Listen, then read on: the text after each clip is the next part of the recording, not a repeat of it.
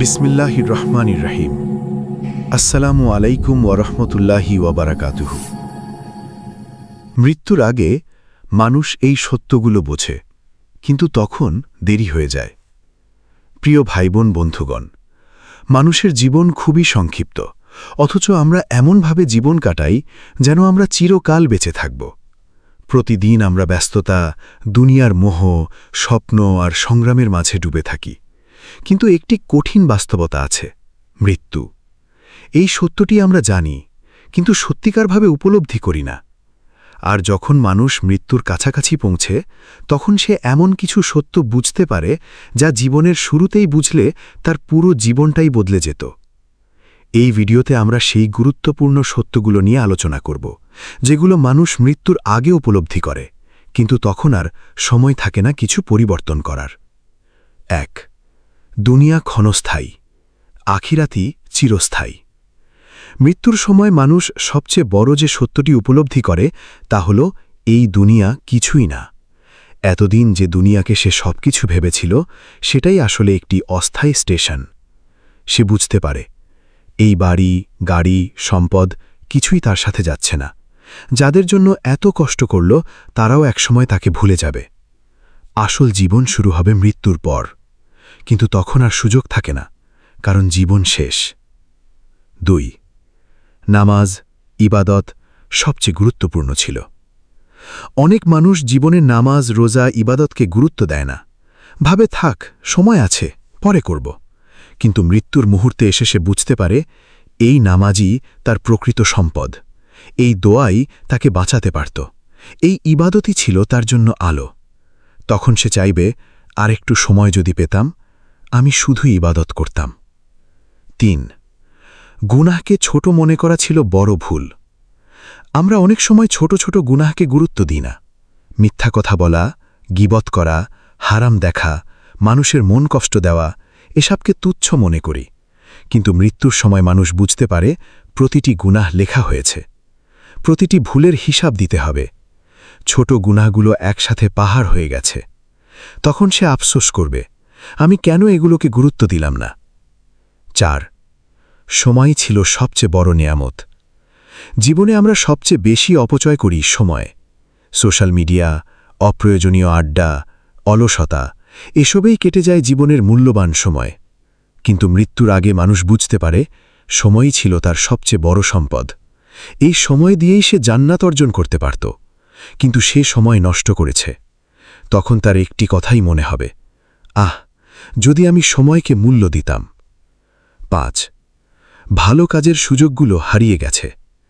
জীবনে অনেক সুযোগ আসে, কাউকে সাহায্য করা, দান করা, কারো মুখে হাসি ফোটানো, আল্লাহর পথে কিছু করা। কিন্তু আমরা অনেক সময় বলি পরে করব। মৃত্যুর সময় এসে মানুষ বুঝতে পারে সেই পরে আর কখনো আসেনি। সুযোগগুলো চলে গেছে, ভালো কাজগুলোই ছিল আসল পুঁজি। ৬. অহংকার ছিল সবচেয়ে বড় ধ্বংস। মানুষ যখন ক্ষমতা, টাকা বা সম্মান পায়, তখন অনেক সময় অহংকারে ভোগে, নিজেকে বড় মনে করে, অন্যদের ছোট করে। কিন্তু মৃত্যুর সময় এসে সে বুঝতে পারে সব মানুষই সমান, কবর সবার জন্য এক। অহংকার তাকে কিছুই দেয়নি। তখন সে চাইবে আমি যদি বিনয়ী হতাম। ৭. মানুষের মন কষ্ট দেওয়া ছিল ভয়ঙ্কর ভুল। জীবনে অনেক সময় মানুষের মন ভাঙি, কটু কথা বলি, অবহেলা করি, অন্যায় করি। কিন্তু মৃত্যুর সময় এসে মানুষ বুঝতে পারে মানুষের হক সবচেয়ে কঠিন হিসাব। আল্লাহ ক্ষমা করতে পারেন, কিন্তু মানুষ না করলে সমস্যা। তখন সে চাইবে আমি যদি মানুষের কাছে ক্ষমা চেয়ে নিতাম। ৮. আল্লাহর সাথে সম্পর্কটাই ছিল আসল শক্তি। জীবনে আমরা অনেক কিছুর ওপর নির্ভর করি, টাকা, মানুষ, ক্ষমতা। কিন্তু মৃত্যুর সময় এসে মানুষ বুঝতে পারে একমাত্র আল্লাহই ছিল তার প্রকৃত আশ্রয়। দুনিয়ার সবকিছু তাকে ছেড়ে গেছে, আল্লাহর সাথে সম্পর্কই তাকে বাঁচাতে পারত। দুনিয়ার চিন্তা ছিল অপ্রয়োজনীয়। আমরা সবসময় চিন্তা করি ভবিষ্যৎ, টাকা, মানুষ কি বলবে। কিন্তু মৃত্যুর সময় এসে মানুষ বুঝতে পারে এই চিন্তাগুলো ছিল অর্থহীন, এগুলো তার কোনো উপকারে আসেনি, বরং এগুলো তাকে আল্লাহ থেকে দূরে রেখেছে। তওবা করার সুযোগ হারানোর সবচেয়ে বড় আফসোস। আল্লাহ সবসময় তওবার দরজা খোলা রাখেন, কিন্তু আমরা বলি আরেক দিন করব। মৃত্যুর সময় এসে মানুষ বুঝতে পারে তওবা করলে সব গুনাহ মাফ হয়ে যেত, আল্লাহ তাকে ক্ষমা করতেন, কিন্তু সে দেরি করেছে। এটাই হয় সবচেয়ে বড় আফসোস। পরিবারকে সময় না দেওয়া ছিল ভুল। আমরা অনেক সময় কাজ, টাকা, ব্যস্ততার কারণে পরিবারকে সময় দিই না। মৃত্যুর সময় এসে মানুষ বুঝতে পারে পরিবারই ছিল তার আসল সুখ। তাদের সাথে কাটানো সময় ছিল মূল্যবান, কিন্তু সে তা উপভোগ করেনি। নিজের প্রকৃত উদ্দেশ্য ভুলে যাওয়া। মানুষ এ পৃথিবীতে এসেছে একটি উদ্দেশ্য নিয়ে, আল্লাহর ইবাদত। কিন্তু আমরা সেই উদ্দেশ্য ভুলে যাই, জীবনকে শুধু দুনিয়ার জন্য বানিয়ে ফেলি। মৃত্যুর সময় এসে মানুষ বুঝতে পারে সে ভুল পথে সময় ব্যয় করেছে, তার আসল কাজটাই সে করেনি। বন্ধুগণ, মৃত্যুর আগে মানুষ যে সত্যগুলো বোঝে, সেগুলো যদি আমরা আজই বুঝতে পারি, তাহলে আমাদের জীবন পুরোপুরি বদলে যেতে পারে। আজই নিজেকে প্রশ্ন করুন, আমি কি সময় নষ্ট করছি? আমি কি আল্লাহর পথে আছি? আমি কি গুনাহ থেকে দূরে আছি? মনে রাখবেন, মৃত্যু নিশ্চিত, কিন্তু সময় অনিশ্চিত। আপনি জানেন না কখন আপনার শেষ সময় চলে আসবে। তাই আজ থেকেই পরিবর্তন শুরু করুন, আজ থেকেই ভালো কাজ শুরু করুন, আজ থেকেই আল্লাহর দিকে ফিরে আসুন। একটি হৃদয় ছুঁয়ে যাওয়া বাস্তবতা। যখন মানুষ কবরের দিকে যায়, তখন তার সাথে যায় না টাকা, ক্ষমতা, সৌন্দর্য। তার সাথে যায় শুধু তার আমল, তার কাজ, তার ইবাদত। বিশেষ একটি বার্তা, আপনি এখনও বেঁচে আছেন, এটাই আপনার সবচেয়ে বড় সুযোগ। এই সুযোগকে অবহেলা করবেন না, কারণ একদিন আপনিও সেই সত্যগুলো বুঝবেন, কিন্তু তখন যেন দেরি না হয়ে যায়। মৃত্যুর আগে মানুষ এই সত্যগুলো বোঝে, কিন্তু তখন দেরি হয়ে যায়।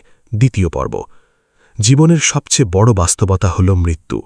প্রথম পর্বে আমরা দেখেছি কিভাবে মানুষ জীবনের শেষ মুহূর্তে এসে কিছু কঠিন সত্য উপলব্ধি করে, কিন্তু সেই উপলব্ধি তখন আর কোনো কাজে আসে না।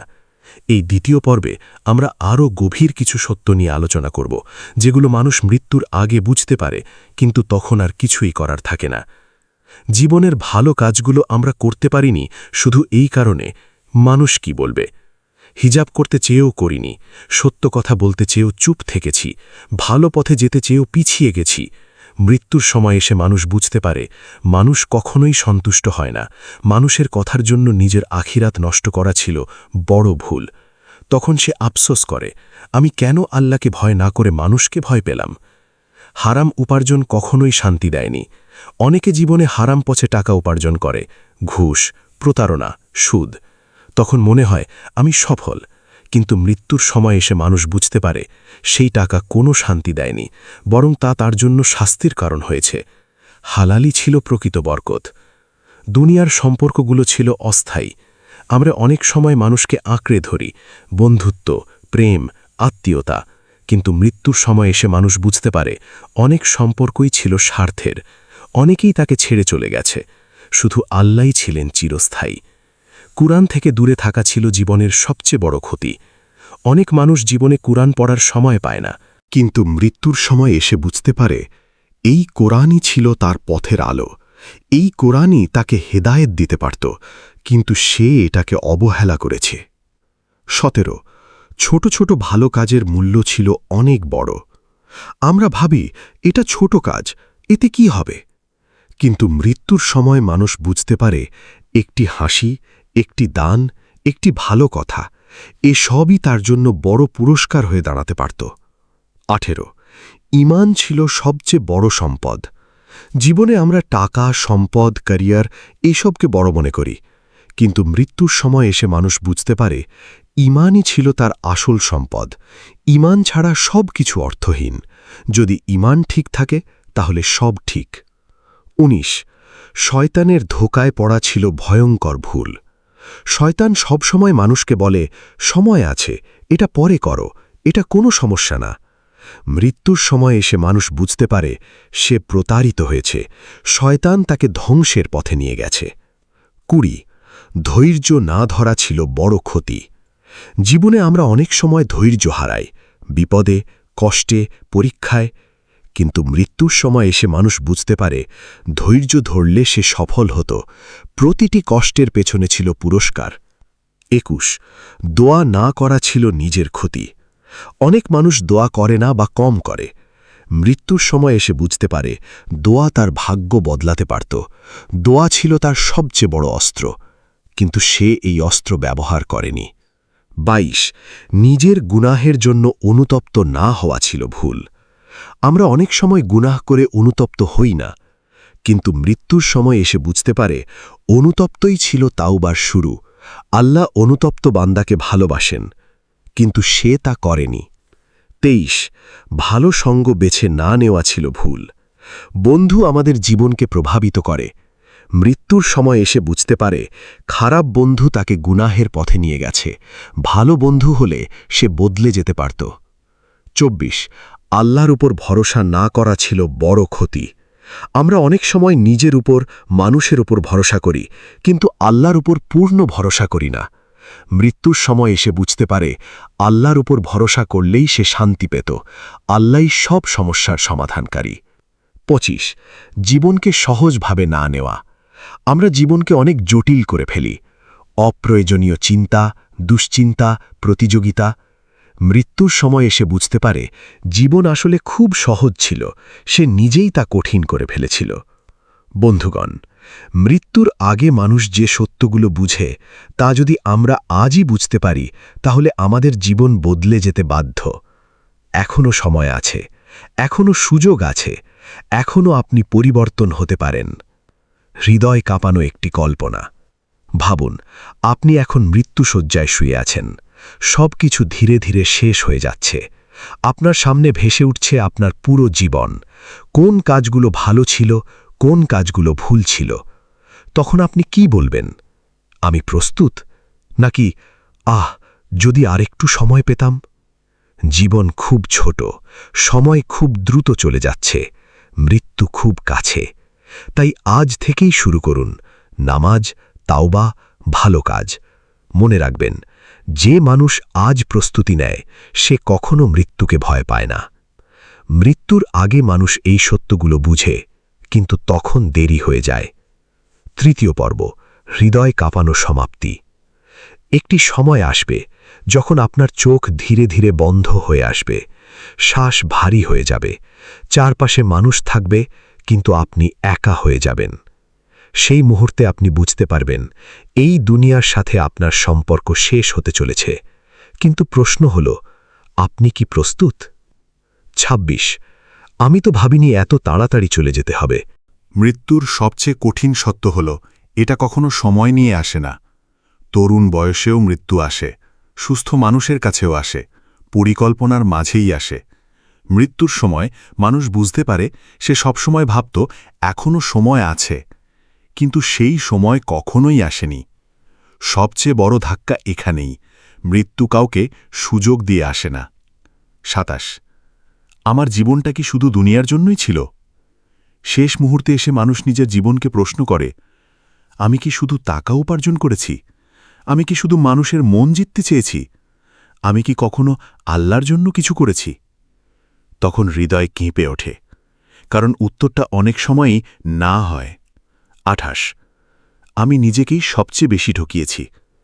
আমরা ভাবি আমরা অন্যদের ঠকাচ্ছি, কিন্তু আসলে আমরা নিজের ক্ষতি করছি। মৃত্যুর সময় এসে মানুষ বুঝতে পারে সে নিজেকেই ধ্বংস করেছে, নিজের আখিরাত নিজেই নষ্ট করেছে। নিজের জন্যই সে কিছু রেখে যায়নি। এই উপলব্ধি সবচেয়ে কষ্টদায়ক। 29 আমার প্রতিটি কাজ রেকর্ড করা হয়েছে। যে কাজগুলো আমরা লুকিয়ে করি, যেগুলো আমরা কাউকে জানাতে চাই না, মৃত্যুর সময় এসে মানুষ বুঝতে পারে সব কিছু লেখা হয়েছে, কিছুই হারিয়ে যায়নি, প্রতিটি মুহূর্ত হিসাবের মধ্যে আছে। তখন ভয় এসে বুক চেপে ধরে। 30 কবরই হবে আমার প্রথম ঠিকানা। মৃত্যুর পর মানুষ বুঝতে পারে সে এক নতুন জগতে প্রবেশ করছে, যেখানে কোনো বন্ধু নেই, কোনো সাহায্য নেই, শুধু আছে তার আমল, তার ঈমান। কবর তখন আর কল্পনা থাকে না, এটা বাস্তব হয়ে যায়। 31 যাদের জন্য সব করলাম তারা কেউ আমার সাথে আসেনি। জীবনে আমরা অনেক কিছু করি, পরিবারের জন্য, বন্ধুদের জন্য, সমাজের জন্য, কিন্তু মৃত্যুর সময় এসে মানুষ দেখে কেউ তার সাথে যাচ্ছে না, সবাই তাকে রেখে চলে যাচ্ছে। তখন সে বুঝতে পারে আমি ভুল জায়গায় বিনিয়োগ করেছিলাম। 32 একটি সেজদা, একটি অশ্রু আমাকে বাঁচাতে পারত। একটি নামাজ, একটি তওবা, একটি কান্না, এই ছোট ছোট জিনিসগুলোই ছিল মুক্তির পথ।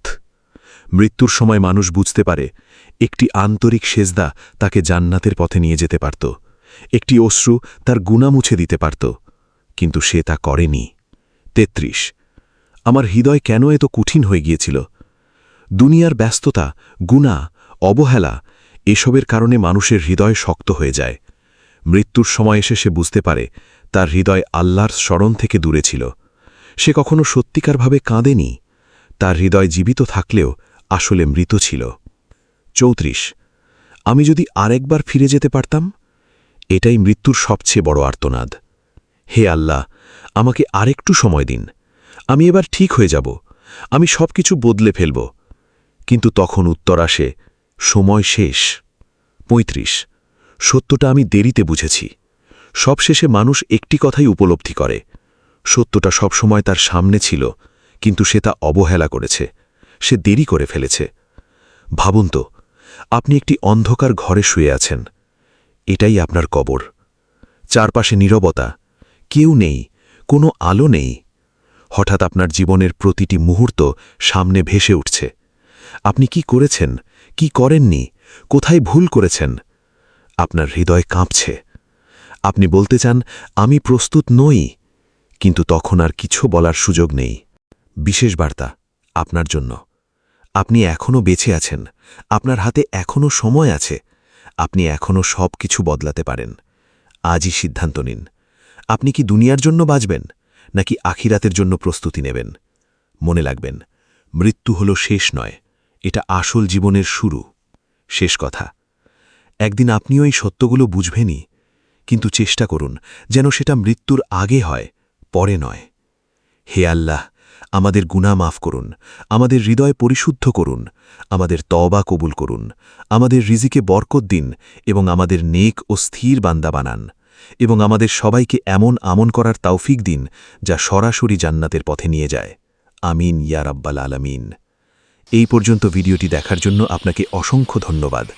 ভালো লাগলে লাইক, শেয়ার এবং ফলো দিয়ে উৎসাহিত করবেন এবং সাবস্ক্রাইব করে পাশে থাকবেন, যাতে এই ধরনের ভিডিও আপনাদের কাছে পৌঁছে দিতে পারি এবং এই রকম ভিডিও দেখে আমাদের অন্তর আত্মাকে পরিশুদ্ধ করতে পারি।